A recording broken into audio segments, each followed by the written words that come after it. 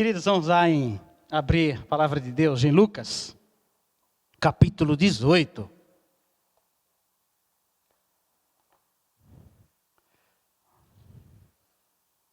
A última vez que nós falamos aqui, pastor, acho que foi antes da quarentena, não foi? Foi março? Em março. Eu estava até desacostumado já, viu, pastor? Confesso que... Mas estamos aqui de volta pela graça de Deus. Depois de um longo e tenebroso inverno de máscara, estamos retornando aos poucos aí. No começo era mais rigoroso lá em casa. Agora, já não uso máscara dentro de casa. No começo eu usava. Hoje a Nida já dorme comigo sem máscara. Então você vê que nós estamos com uma certa liberdade. Viu, pastor? Graças a Deus. O medo que colocaram na gente não é tão assim. Lógico, precisamos ter cuidado, mas também, do jeito que eles falaram aí, ela era Nida num quarto de máscara e eu no outro de máscara. Cada um em um cômodo de máscara ainda.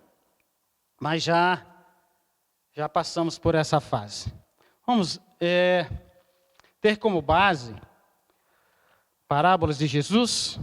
Essa é a segunda parábola que iremos falar, né, pastor? Primeiro foi o Zito? Não, primeiro foi o pastor. Essa é a terceira. Coube a mim falar sobre a parábola do fariseu e do publicano. Mas antes mesmo, baixe a sua cabeça, vamos estar orando. Pai, em nome de Jesus, muito obrigado por estarmos aqui nesta noite mais uma vez. Sabemos que estamos com o Senhor todos os dias e o Senhor conosco também o dia todo. Por isso, em nome de Jesus, clamamos a Ti, Pai, que venha estar nos ajudando na reflexão desta Tua palavra, porque ela nunca volta vazia, mas sempre fará aquilo que Te agrada no nosso coração. E para isso nós abrimos este coração, para que ele possa estar sendo, ó Deus, ensinável, para que ele possa estar sendo, ó Deus, maleável diante do Senhor.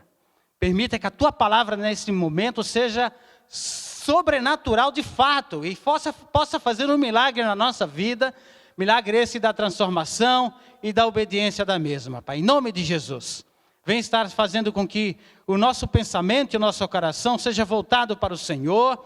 Estamos sujeitos, Pai, a tudo aquilo que o Senhor nos fala nesta noite, através desta palavra. Assim nós nos submetemos e aceitamos tudo aquilo que vem da Tua parte, para a glória do Teu nome, nós oramos. E agradecemos pelo privilégio de estarmos, ó Deus, refletindo nesta Tua palavra, que faz a grande diferença na nossa vida. No nome de Jesus, Pai. Amém. Amém, queridos. Lá em Lucas, no capítulo 18... dos versículos 18, do versículo 9 ao versículo 14. Diz assim: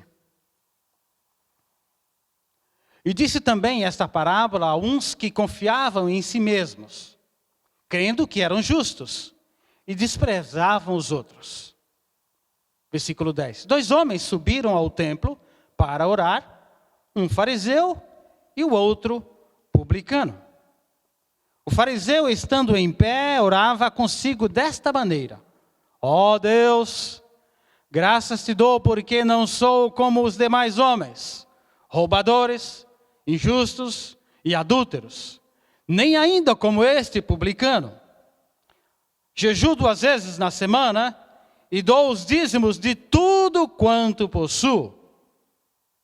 O publicano, porém, estando em pé, de longe, nem ainda queria levantar os olhos ao céu, mas batia no peito, dizendo: Ó Deus, tem misericórdia de mim, pecador. Digo-vos que este desceu justificado para a sua casa, e não aquele, porque qualquer que a si mesmo se exalta será humilhado, e qualquer que a si mesmo se humilha será exaltado. Louvado seja o Senhor pela sua palavra. Eu estou sentindo falta do meu amigo ali que marca o tempo. Eu não sei o que aconteceu com ele. Ele trouxe uma pilha porque ele estava parado a última vez. Mas eu espero ser bastante objetivo na nossa proposta desta reflexão. Parábolas de Jesus. Estava vendo aqui algumas curiosidades sobre as parábolas de Jesus. Como nós sabemos, parábolas são formas narrativas que são utilizadas para demonstrar uma realidade e geralmente no cotidiano das pessoas.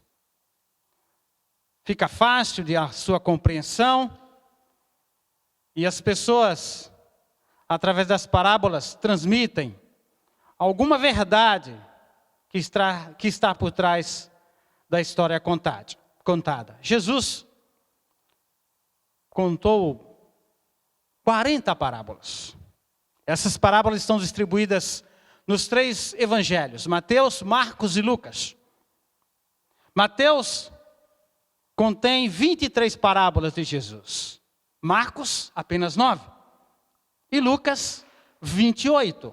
Sendo que essas parábolas, na sua maioria, elas são comuns aos livros de Mateus e de Lucas. Nós temos aí 7 parábolas comuns aos 3 evangelhos. 9 são em Mateus, uma somente que é comum, que aparece nos 3 evangelhos, em Marcos, e 15 delas estão contidas no livro de Lucas, o médico que escreveu Lucas, o próprio escritor. E aqui, na última parábola do livro de Lucas, é a parábola que nós lemos, que se refere à parábola do fariseu e do publicano que Jesus conta para aquelas pessoas que estão ali em sua volta. O mais interessante é que Jesus, na verdade, ele sempre observava as pessoas que estavam em sua volta, e como Deus, ele sabia do que as pessoas estavam pensando. Coisa que não acontece conosco, ok? Nós podemos ter discernimento ou saber de alguma coisa quando vemos, quando ouvimos, mas nunca sabemos o que está no coração ou na mente das pessoas. Mas Jesus, como onisciente, sendo o próprio Deus, sabia de forma transparente do que estava acontecendo na mente e no coração daquelas pessoas. E aí Jesus, de bate-pronto, observava e trazia sempre algum ensino ou alguma proposta para que as pessoas melhorassem nos seus comportamentos e na sua postura. Há uns 15 dias eu fiz uma cirurgia de catarata e alguém perguntou: e aí, mané, tá vendo bem? Falei: rapaz, estou vendo até pensamento. Alguém disse assim: então nem vou te ver, nem vou te encontrar. E eu entendi por que ele falou isso. Porque ele achou e julgou que eu pudesse literalmente estar vendo o pensamento dele. Falei: não, mas fica tranquilo que eu não vou falar para ninguém. É interessante porque Jesus, ele era transponível. Ele via além da matéria, via além das aparências. E então, o texto que nós lemos, ele fala que Jesus, após contar uma parábola ou as parábolas anteriores, ele conta essa última parábola. Mas ele conta para quem? Ele fala para quem? Ele fala provavelmente para aquelas pessoas que estavam ali, considerando-se pessoas melhores do que as demais, conforme Lucas coloca. Pessoas que confiavam em si mesmos. Pessoas que se julgavam pessoas justas. E não só elas achavam e confiavam na sua própria justiça, como eles faziam comparações entre a sua própria justiça e a dos outros. Obviamente que esse tipo de atitude é uma atitude muito comum, principalmente no meio dos religiosos da época. E pasmem, não muito diferente nos religiosos de hoje. As pessoas sendo observadas por Jesus, elas o julgavam também e faziam com que o juízo, seu julgamento, fosse colocado geralmente baseado naquilo que eles conheciam da lei, naquilo que eles conheciam dos escritos, daquilo que eles conheciam na sua tradição oral. Lá estava um deles. No versículo 10 fala que os 2 homens subiram ao templo. Jesus disse que 2 homens. De fato, atitudes corretas, atitudes de pessoas que buscavam a Deus. Eles iam orar, eles iam buscar a Deus como comumente faziam, todo judeu. Na parte da manhã e na parte da tarde, os 2 períodos de oração, lá estavam eles, subindo ao templo para orar. Buscavam a Deus ali para se convencer de que eles precisavam da graça de Deus. Até então não entendiam a graça, mas precisavam do favor de Deus, do perdão de Deus. E esses 2 homens foram com esse propósito de buscar a Deus, de fazer com que fosse conhecida a vontade de Deus para suas vidas, baseado nos escritos da lei e, por que não, também nas suas tradições. Então, o fato dos 2 homens irem orar e buscar a Deus, não estão sendo reprovados por Jesus. De fato, postura de pessoas que são tementes a Deus até. Pessoas que têm a comunhão com Deus. Pessoas que talvez buscassem a Deus de uma forma mais intensa do que outros, como o fariseu, por exemplo. Fariseu, um grupo privilegiado. Hoje nós temos os fariseus como pessoas degradadas, pessoas mascaradas, pessoas que viviam algo e pregavam outro, conforme Jesus confrontava eles. Mas para o povo judeu, os fariseus tinham uma grande importância. E a história dos fariseus começa no Antigo Testamento, mesmo quando eles estavam no exílio. E foi através dos fariseus que os escribas da época passaram a escrever as leis deixadas por Deus. E então, sem templo ainda, ali, enquanto da Babilônia, eles começaram então a escrever. E os fariseus tinham zelo excessivo de preservar e conservar as leis. E eles julgavam o povo judeu, o hebreu, de estar em exílio porque não observavam a lei. Por isso Deus os castigou, levando-os até a Babilônia e outros povos como escravos. Então eles tinham preocupação de que o judeu pudesse estar sendo o grande observador da lei, e por isso eles eram pessoas consideradas e respeitadas pela comunidade judaica da época. Mas Jesus vem e depara com essas pessoas. E aí ele coloca, no versículo 11, Jesus diz: o fariseu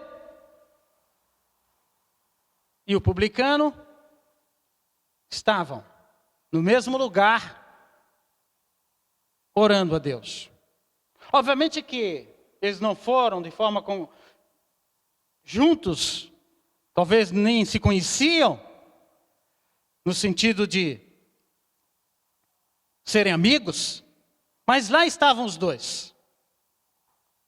E o fariseu então, como tradição, eles eram pessoas que se consideravam pessoas muito justas diante de Deus. Afinal de contas, eles eram aqueles que zelavam pela lei.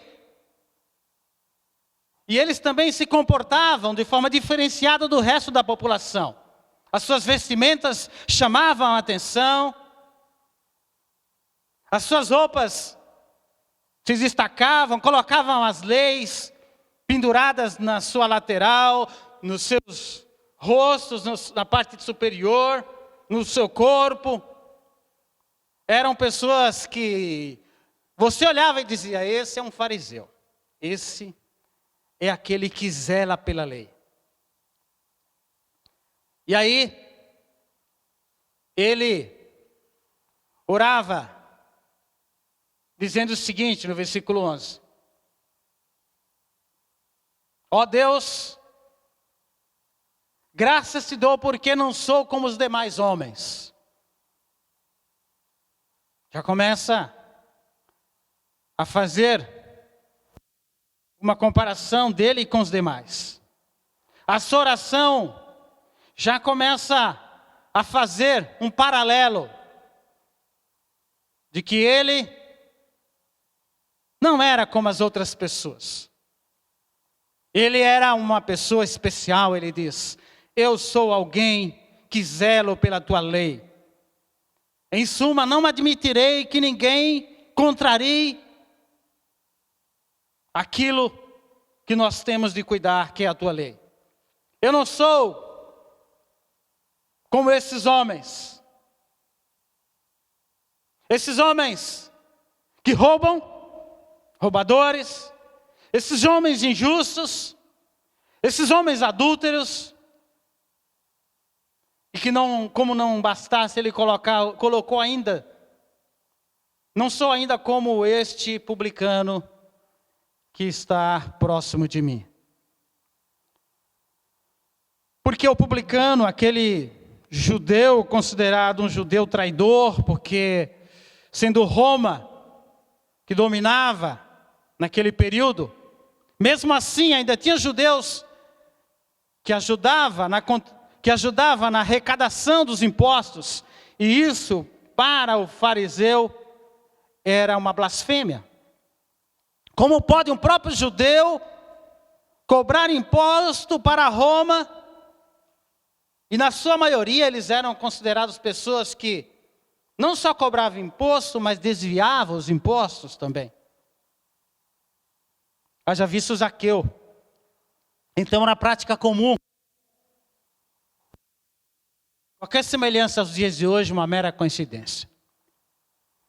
E aí Jesus conta essa parábola desses homens que estavam ali. E esse homem fariseu começa a justificar diante de Deus. Ele começa a traçar suas prerrogativas. Olha, Deus, eu jejuo 2 vezes na semana. Olha, eu dou o dízimo de tudo quanto possuo. Irmãos, a gente pode ver de que a justiça para aquele fariseu estava totalmente baseado no seu mérito. E aí eu queria tirar uma lição para nós. Jesus vem a contrapor todos esses conceitos. Conceitos de que a nossa justiça, a nossa bondade é que nos justifica diante de Deus.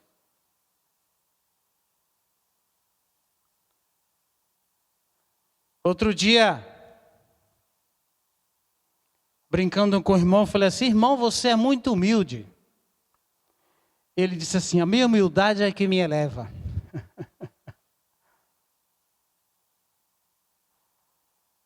Eu falei: olha, a sua humildade te eleva ainda. Ele falou: graças a mim.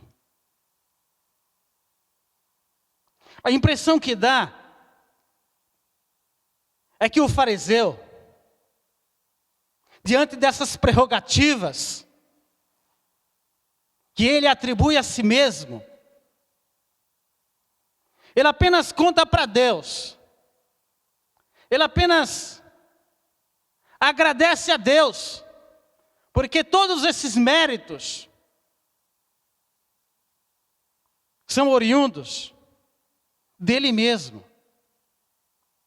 Em outras palavras, como disse o irmão outro dia, ele é o cara. Ele jejuava 2 vezes na semana, algo comum para os fariseus. Ele dava o dízimo de tudo que ele possuía, até da planta, da horta, do hortelã. A galinha botava 10 ovos, ele levava o ovo ao templo.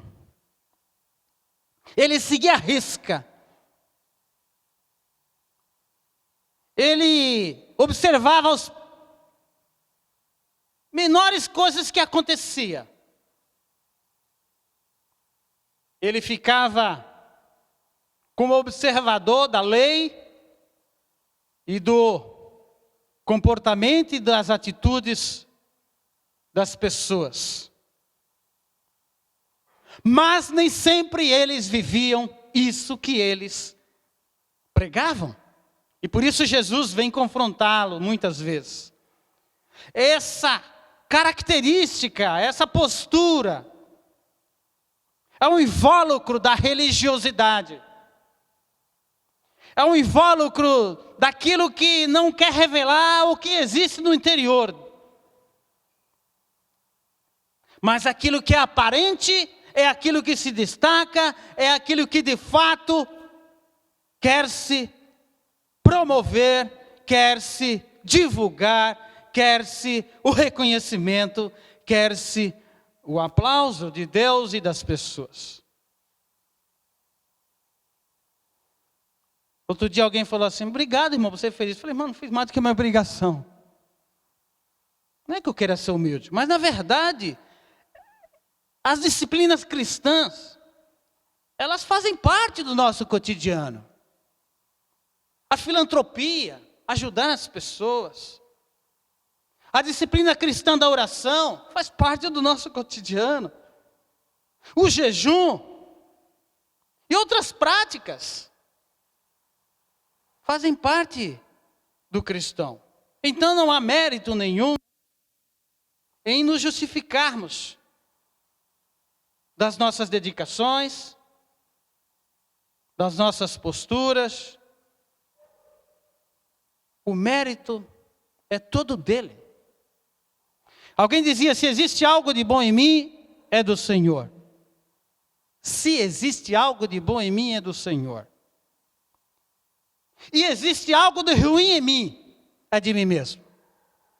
Ele não colocou se existe algo de ruim em mim, mas ele garantiu de que existia algo de ruim e negativo dele, e isso era dele e não de Deus. O publicano, porém, estando em pé de longe, nem ainda queria levantar os olhos ao céu. Irmãos, a gente observa que existia o publicano e o fariseu. O publicano talvez não tão religioso como o fariseu. Talvez alguém que a gente não considere tão crente ou da nossa igreja, ou coisa parecida. Jesus contrapõe essas coisas. Eu acho que a gente acaba dizendo: puxa vida, é algo que nos confronta, que nos coloca diante de uma reflexão da nossa postura como cristão que somos.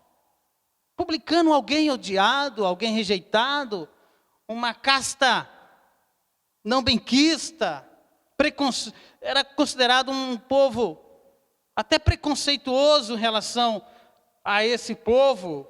Eles ficavam geralmente entre eles, não se misturava. Era um povo que admitia que os judeus demais não aprovavam as suas atitudes. Mas o fariseu foi treinado na sua religião, talvez o publicano nem tanto. O fariseu estava mais preocupado com a sua própria justiça, o publicano nem tanto. O fariseu fazia uma oração horizontal, comparando-se com as pessoas. Parecia que era um desabafo. Alguns diziam que talvez se ele estivesse orando sozinho, ele não falaria isso, porque não tinha ninguém para ouvir do lado. É uma postura contrária a tudo aquilo que Jesus vem a nos ensinar. Ponto positivo da oração do fariseu era que ele conhecia e sabia que o pecado era coisa iníqua, tinha essa consciência. Ele dava graças a Deus por estar livre, talvez, da prática do pecado, mas existiam equívocos por parte dele. Ele louvava-se a si mesmo, exaltava as suas virtudes e também julgava o próximo. Ele praticava o jejum conforme a religião, contribuía com tudo, se preocupava com os detalhes, mas tudo isso sufocava a sua vida espiritual. Existem aqueles que são tão crentes e tão consagrados que ele nem sequer te cumprimenta com a paz do Senhor. Porque você não faz parte, ou a paz de Deus, porque você não faz parte daquele grupo. E a primeira coisa, geralmente, que essas pessoas perguntam é: que igreja você é? E dependendo da sua resposta, ele já faz um pré-julgamento e uma classificação da sua pessoa. Isso é postura de farisaísmo, isso é postura de que alguém não entendeu o que é graça e o que é misericórdia e a dependência total de Deus. Mas a postura do publicano, ele diz assim: o publicano, porém, estando em pé de longe, nem ainda queria levantar os olhos ao céu, mas batia no peito dizendo: ó Deus, tem misericórdia de mim, pecador.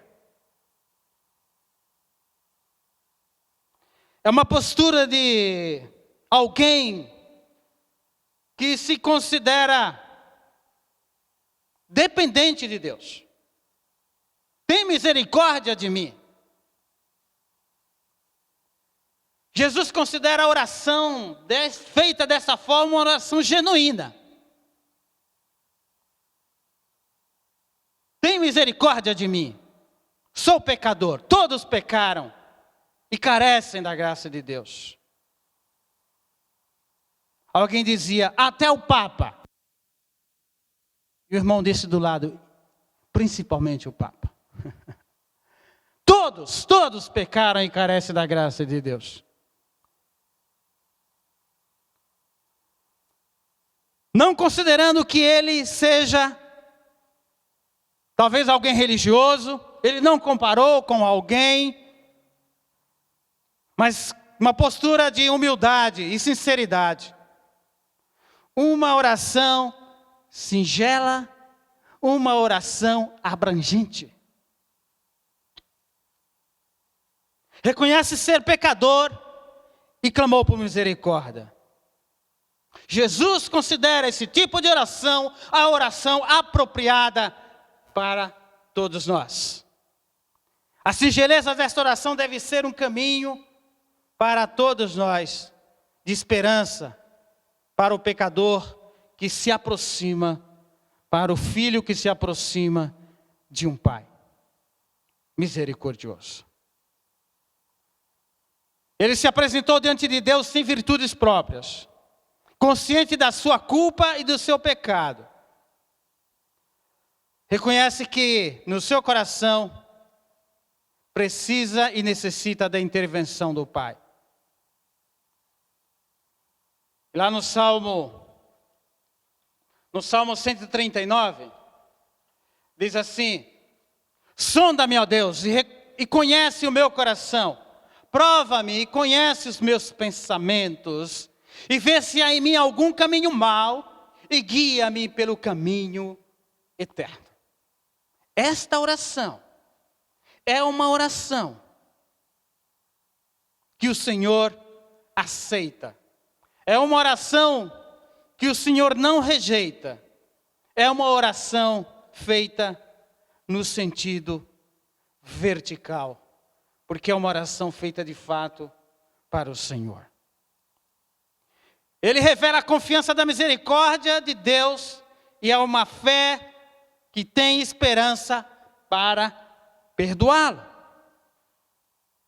E Jesus sempre será o Salvador e o ouvidor daquele que ora desta forma: tem misericórdia de mim, ó Pai. Ensina que devemos nos aproximar de Deus através da oração, para pedir perdão e ser justificado. Não podemos estar na postura daquele que se envaideceu. A grande tentação da superespiritualidade. Aos homens de Deus que se julgam, assim como o fariseu, muito acima do povo. Não tenho tempo para falar com você. Eu conto aquela história, e é uma história que há muito tempo um membro da igreja não via, o seu pastor foi para outra igreja, pastorear outra igreja, e ele disse para a esposa que ia ligar para o seu pastor, que há muito tempo ele não via. E quem atendeu? A sua esposa, a esposa do pastor. E ele disse: aqui é o irmão João, eu queria falar com o pastor José. A esposa do pastor José disse assim: você quer falar com quem? Eu quero falar com o pastor. Ela disse assim: pastor não existe mais. Você tem de falar com o apóstolo. E aí ele falou assim: mas o que aconteceu com o irmão que era pastor? Ela falou: agora ele não pode falar com você. Ele só fala com outros pastores, outros apóstolos.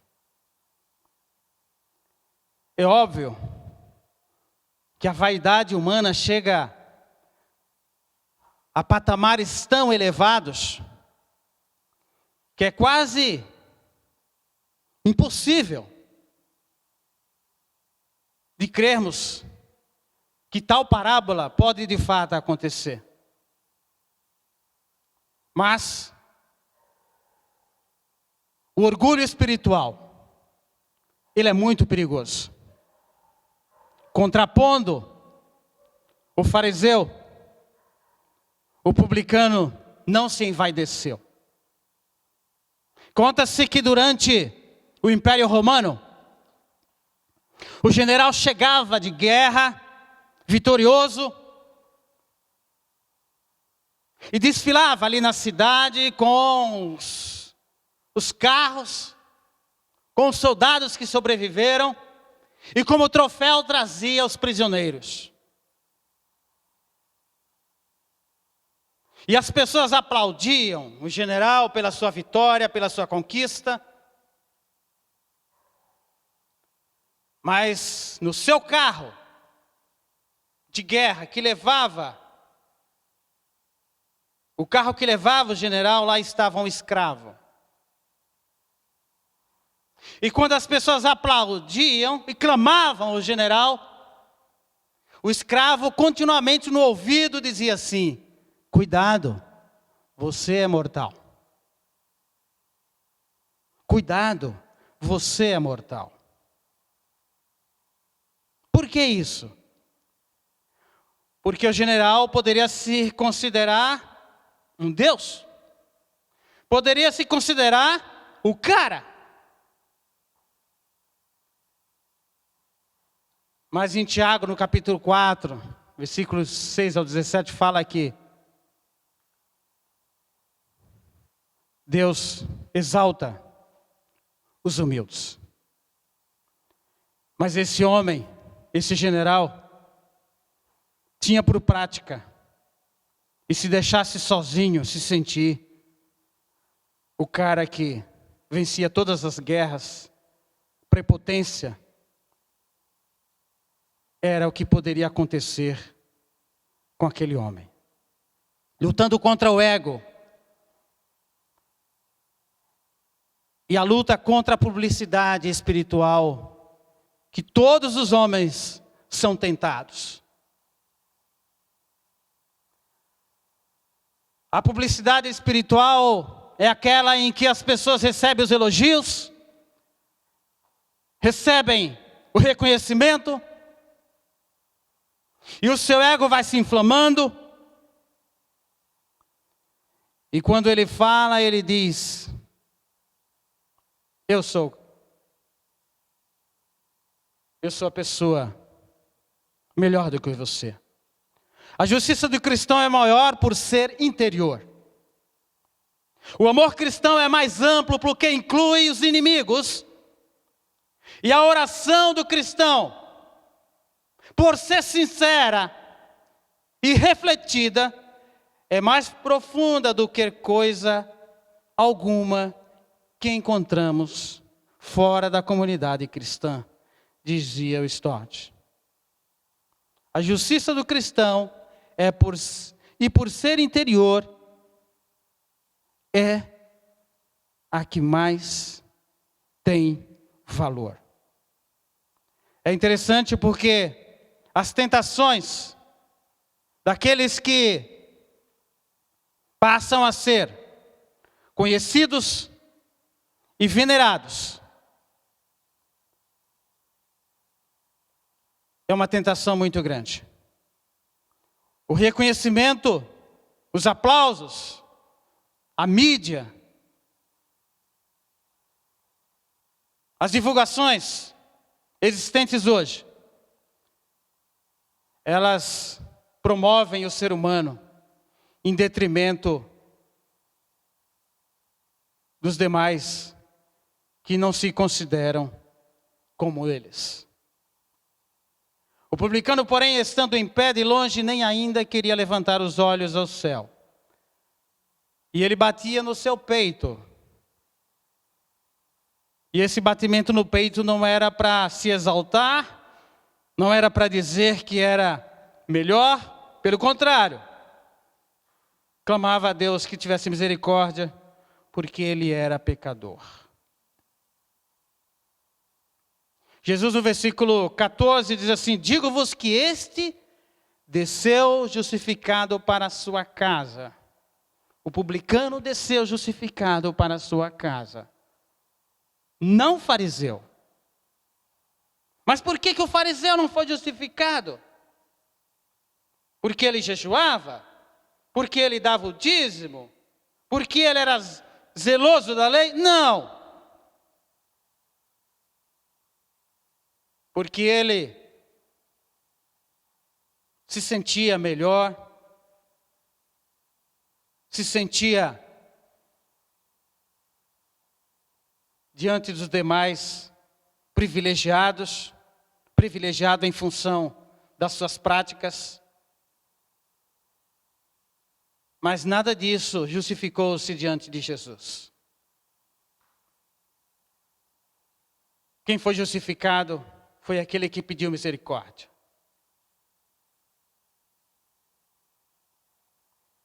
Porque qualquer que a si mesmo se exalta, será humilhado. E qualquer que a si mesmo se humilha, será exaltado. Mas tu, quando orares, entra no teu aposento, e fechando a tua porta, ora a teu pai que está em secreto, e o teu pai que vem em secreto te recompensará publicamente. Meus queridos,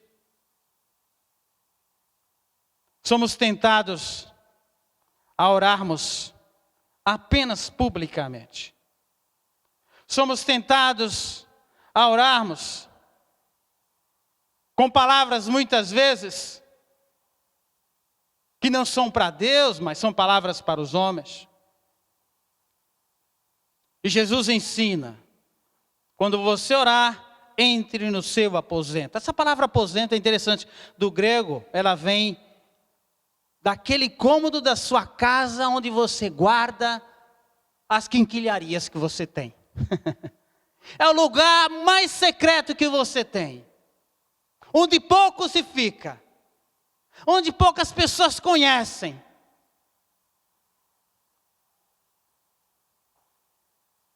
É essa a reflexão dessa noite para nós.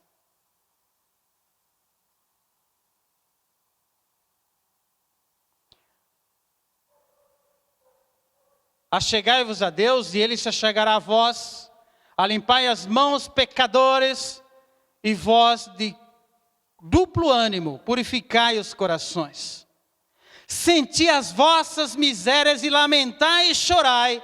Convertesse o vosso riso em pranto e o vosso gozo em tristeza. Versículo 10 de Tiago 4 diz assim: humilhai-vos perante o Senhor e Ele vos exaltará. Toda glória, todo louvor, todo reconhecimento. Você canta bem, tem a voz bonita, para a glória dele, amém. Você ora bem, ou você não ora bem, é para a glória dele. Você é um pregador, você não é um pregador. Você é eloquente, você não é eloquente, para a glória dele. Você tem, você não tem, para a glória dele. Gostaria de encerrar essa reflexão dizendo: precisamos ter cuidado com o uso publicitário da espiritualidade. O chapéu, que muitas vezes passam para fazer as coletas dos elogios e do reconhecimento, na sua grande maioria, são chapéus alheios. O chapéu não é seu. O Senhor é o dono do chapéu. O Senhor é aquele que deve ser reconhecido. O Senhor é aquele que deve ser exaltado. Nós somos apenas servos. Somos apenas aqueles que estão a serviço do Senhor. Somos mordomos, somos diáconos. Comumente falamos da diaconia, o grupo diaconal por tradição. Sim, também é. Mas mais amplo do que isso, são todos aqueles que servem ao Senhor. São todos aqueles que servem as pessoas servindo a Deus. Sem precisar de holofotes, sem precisar de outdoors, mas Deus vê no secreto e Deus te recompensará. O que nos ensina essa parábola? Essa parábola me ensina que devo orar de forma humilde, sabendo de que é Ele, a fonte é Ele, que faz todas as coisas e eu sou pecador. Uma oração assim, não tem como Deus não atender. Essa parábola nos ensina que a oração do justo, aos olhos de Deus, sempre será atendida. Justo, justificado pelo sacrifício de Jesus. E para tanto, gostaria de deixar aqui essa reflexão para nós nessa noite. Essas parábolas me deixam de calça curta, viu, pastor? Me coloca na parede. E olhando para o espelho fala, eu sou mané mesmo, faz jus ao nome. Ou o apelido. Ela me confronta. E de vez em sempre, sou tentado a achar que sou alguma coisa. Não. É a graça de Deus sobre todos nós. É a graça de Deus que nos justifica. E por ela e nela nós estamos aqui e vamos continuar andando. Tirando de nós toda a presunção, toda a tentação do egocentrismo, e sem a necessidade, muitas vezes, de sermos favorecidos no sentido de que faço para receber. Se Jesus não te recompensar por aquilo que você fez, Ele já recompensou. Ele já recompensou. Ele deu a sua própria vida. Tem algo melhor do que isso? Então, gostaria de pensar com os irmãos a respeito dessa parábola maravilhosa, como todas as demais que Jesus conta com esses dois personagens, que nos faz pensar sobre a nossa postura como cristãos que somos e o nosso lugar diante de um Deus maravilhoso que nós servimos. Aí podemos dizer, somos privilegiados pela graça dele. Amém? Pastor, vem aqui, ore por nós, por favor.